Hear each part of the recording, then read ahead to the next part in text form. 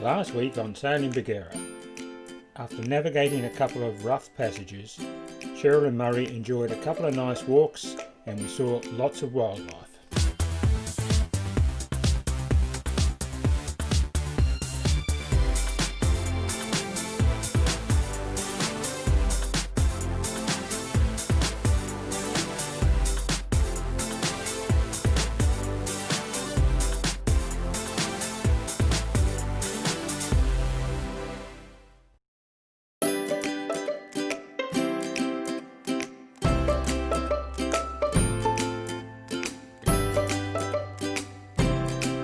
This week we start off at Cid Harbour. The weather for the last 4 or 5 days has been blowing over 25 knots. Today we have a break in the weather. I'm a bit excited this morning. We're going to go for a sail. We're going to sail into Airlie Beach. We've been at Cid Harbour now for 5 days, and whilst a good harbour to take shelter in because every day's had winds 25 to 30 knots. And today is the first day with winds under 20 knots. So today gives me the opportunity to put the sails up and enjoy myself. And we're going to go discover a new place, Airlie Beach. We'll go into Airlie Beach today to get our inverter repaired, or in fact what we're going to do is we're going to swap a new inverter for our old inverter. So that's exciting. We're changing our old 2000 watt inverter. We're going to get a 3000 watt inverter with a larger charger because our current charger is not working.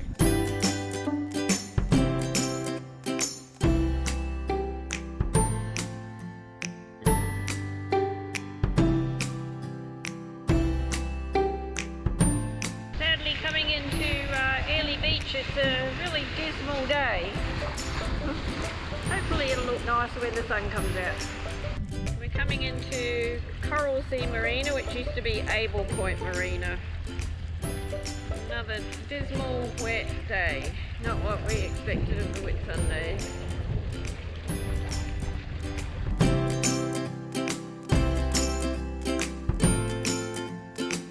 We go into the public jetty to get our inverter installed. So Des turns up on time, always a good start, and commences removing the old inverter. I did tell him it was the old out and the new in. And here's the new inverter. This beast is going to be put in the same spot as the old one and should help Cheryl make a better cup of coffee. So we pulled into what formerly was Able Point Marina, now Coral Sea Marina, and we've just met up with Peter from Cleo's Angel. He's parked next to us on the public pontoon. And Bagheera's here getting our new inverter installed. So you're allowed to stop here for 2 hours, but yeah, great spot to come in to get repairs done rather than paying for a marina. Nice to meet you, Peter.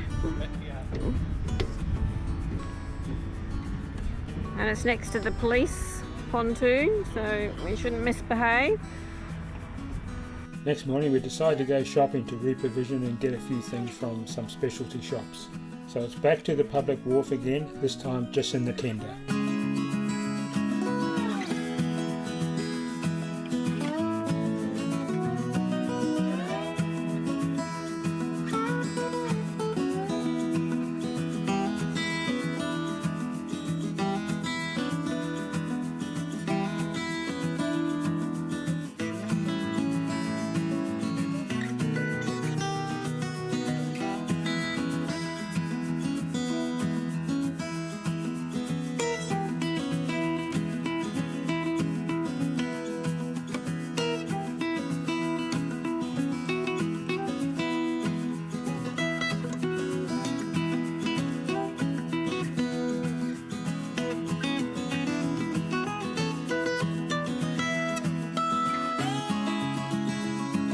We had a great experience in the first shop we went into. It was the Mitre 10 at Cannonvale. So we're just in at Mitre 10 Cannonvale, and Steve and Marianne have just been wonderfully helpful to us. Steve even offered to make us a cup of tea. And yeah, so everyone come down here, they're very helpful.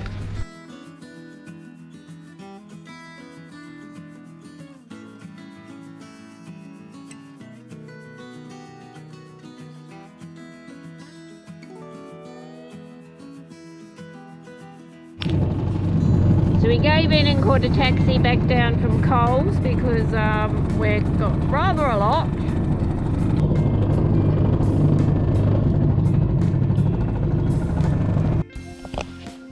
So this is us coming back from shopping. Bit of a boatload of goods. Anyway, done. Worst is yet to come. I've got to put it away and find somewhere to put it. Another dismal day. This is a few in a row now we've had here at Airlie Beach. This is when the weather's meant to be great. It's cold and miserable. So I'm doing a little job. Cheryl's going to do some baking. This is what it's like when I have to bake and I have to find things out of my cupboard. But anyway. There's not much cupboard space in a boat. Alright, so my job is mounting our new control unit for our inverter. Unfortunately, didn't quite fit into the same hole, so I'm going to have to put a backing plate on it. So the guy at Mitre 10 has given us a bit of plastic, so I'm going to cut a template out on that. See how we go. This is Murray cutting his part. Limited tools. Yes, and worried he's going to cut his privates off or his fingers or whatever. Not looking very safe, Murray. Where'd you go?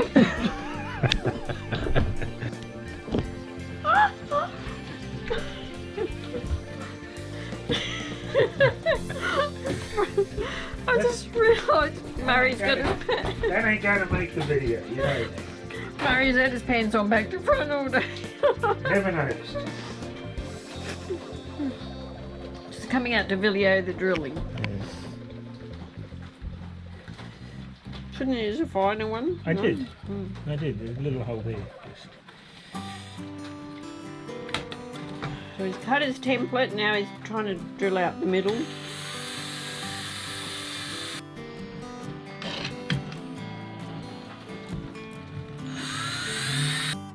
So just glued the template onto the wall. And here's the finished product.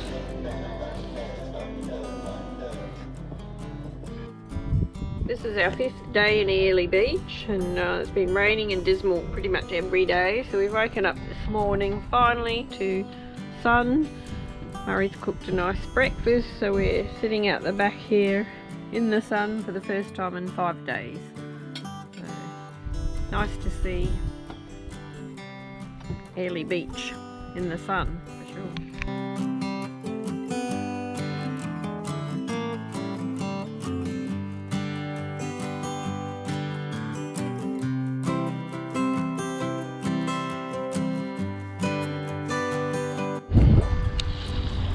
We're just pulling out from Airlie Beach, just outside Coral Sea Marina.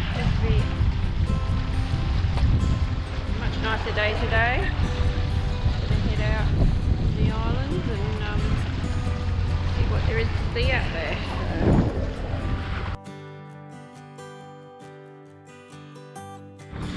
We met Peter from Cleo's Angel in at Airlie Beach at the pontoon, so we were going to head out with him, but the wind's died and he's heading back in.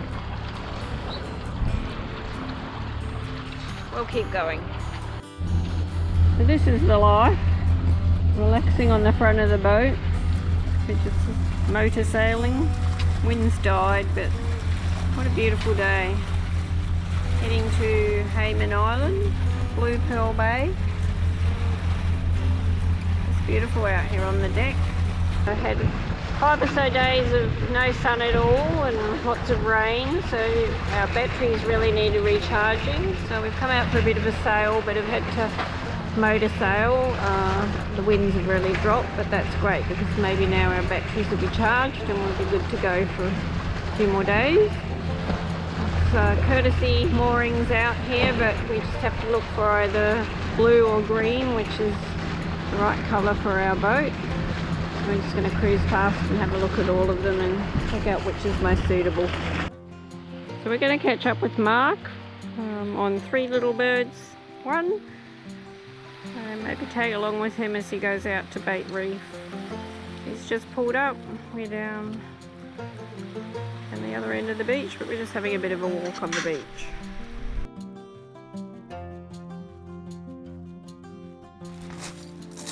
Amazing how the coral just comes in and it's washed up into a big bank on the shore. There's just masses of it. The fish life at Blue Pearl Bay was pretty fantastic. This is what we saw under the boat, but this was nothing compared to Mark from Three Little Birds 1 footage that is taken from his drone, which he has kindly allowed us to use.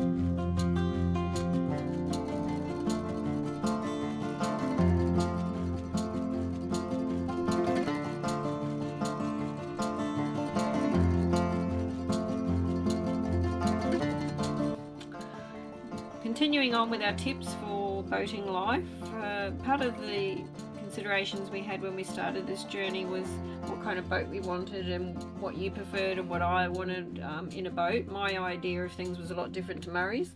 Mine were more technical and sailing orientated, and Cheryl was more about comfort and it was going to be my house, my home. So for me, my preference was 3 bedrooms, so that if visitors came, we all had our own space.